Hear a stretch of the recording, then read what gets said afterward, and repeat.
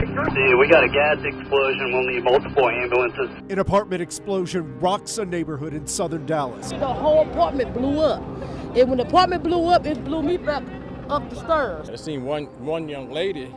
She was so in shock.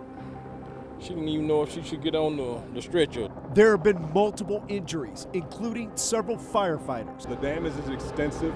The collapse itself is extensive. Live from Dallas, WFAA News at 6 starts live at the scene with Cynthia Izaguirre. And we begin tonight live with breaking news from the scene of a natural gas explosion here at the Highland Hills Apartments. I'm standing across the street from them. They're actually 3 blocks down, but as you can see, they have been cordoned off here by police officers all afternoon. Now, here's the new information that I just learned. Deputy Chief Charlie Salazar from DFR just confirmed to me that emergency crews are currently using a backhoe to tear down the hazardous building that could collapse at any moment.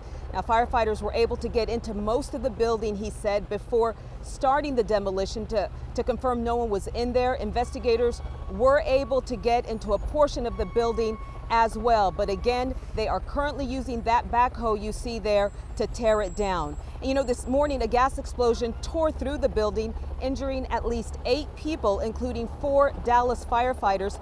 The investigation now well underway as to what caused the natural gas explosion at this apartment complex. Atmos crews are here on scene. The Texas Railroad Commission, which oversees natural gas pipelines here in Texas, also here investigating. And the American Red Cross is here assisting the dozens of people displaced tonight. But as you can see, this is a mess out here, and we want to give you a better idea of where we are. For those of you who are not familiar with this area, here is a map. Now, this is near Bonneview Road and Simpson Stewart Road in southern Dallas.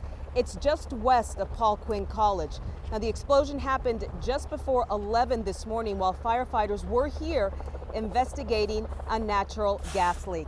There are a lot of questions to this story, and we know the biggest question here tonight that everyone is asking is, what caused that natural gas explosion here? Right now we don't know, but our investigative reporter Tanya Iser will join us in just a few minutes to give us a better idea of where that investigation moves forward. And we'll also talk to neighbors who reported smelling gas 12 hours earlier and one who actually got hit by the blast here today. But first, we want to start with the 8 people who were injured here today. 4 people from the apartment complex were taken to the hospital, 3 to Parkland and 1 to Baylor. They are all stable. We also know 4 firefighters were taken to Parkland and 3 are listed in critical condition. The good news, all of them are expected to survive, but absolutely a long road to recovery. Now, one of those firefighters was injured while helping people get out of that building.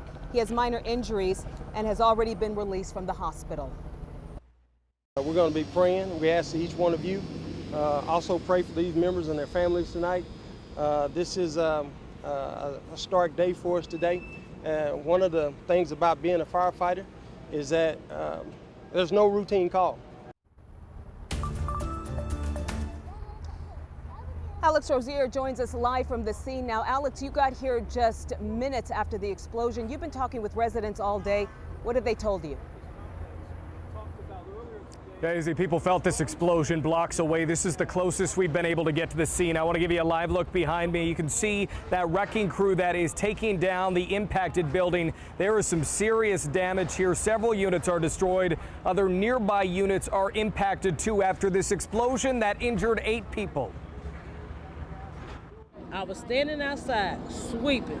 Lakeisha Williams watched it happen. The whole apartment blew up. And when the apartment blew up, it blew me back up the stairs. And that's how I got the little scrapes and cuts on me. At 10:30 this morning, Dallas firefighters responded to a report of a natural gas leak. When they try to go in there, next thing I know, it blew up. Now the western end of her apartment building is destroyed. 4 firefighters were injured. 3 of them are in critical condition. 1 was released. 4 other people were also hurt. All of them are stable. I saw two men that I really saw that was really hurt bad. And one man, it was bloody all up. One man was trying to climb over the thing. He was bloody up, had burnt marks and stuff on him. I don't know what happened. All of a sudden we hear an explosion, like boom. Neighbors rushed to the scene. But I just seen them putting people on the stretchers, the gurneys and whatever, and putting them in the ambulance, and they left out. Dallas Fire is working to figure out what happened. We are just in the process of working with our investigators. It's going to be an investigation that involves a number of local, state, and federal agencies. It's a moment Lakeisha wants to forget. It's terrifying. That was the scariest moment I ever seen in my life. This southern Dallas explosion left a big mark Tuesday morning. As you look live right now, that demolition is now underway at the impacted apartment complex. Dallas Fire reports that several people reported smelling gas as early as last night, and they pointed out it is so important to call in that concern right away so things don't happen like what happened here behind me. Izzy, we'll send it back to you. All right, our thanks to you, Alex Rozier. And now we want to get into the investigation. Investigative reporter Tanya Iser has covered natural gas explosions extensively. It's early in the investigation, but what are investigators looking for? Well, the first thing they're going to be looking for is what caused this explosion. Was this something that was inside one of the apartments? Was it a stove?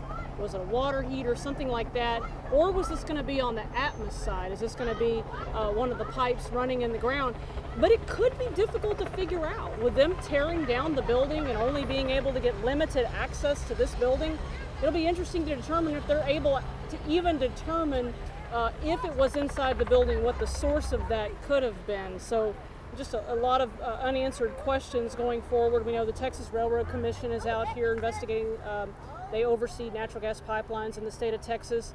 And of course, Dallas Fire Rescue, which has extensive experience in doing this. So hopefully we'll get some answers in the days and weeks. And real quickly, you just found out some new information here. I did. I've been checking in with sources today with Dallas Fire Rescue, and what I found out is that the fire engines and the trucks, they don't have gas monitors on them. And what my sources are telling me is that gas monitors actually would allow firefighters to be able to check the levels. And we'll never know, but could that have made a difference? Again, these types of calls, they are routine. Firefighters respond to them day in and day out, and if that's a tool they need, then that's something we should give them. All right, our Tanya Iser, we know you'll stay on top of this. It could be days, even weeks, before we learn more answers to all of the questions that we have here today. WFAA is asking questions about this explosion, demanding answers about who is ultimately responsible and what residents here need to know as we move forward. Stay with us on air and online for the latest. We will have much more ahead on News 8 at 10. For now, Chris, we'll send it back to you at Victory Park.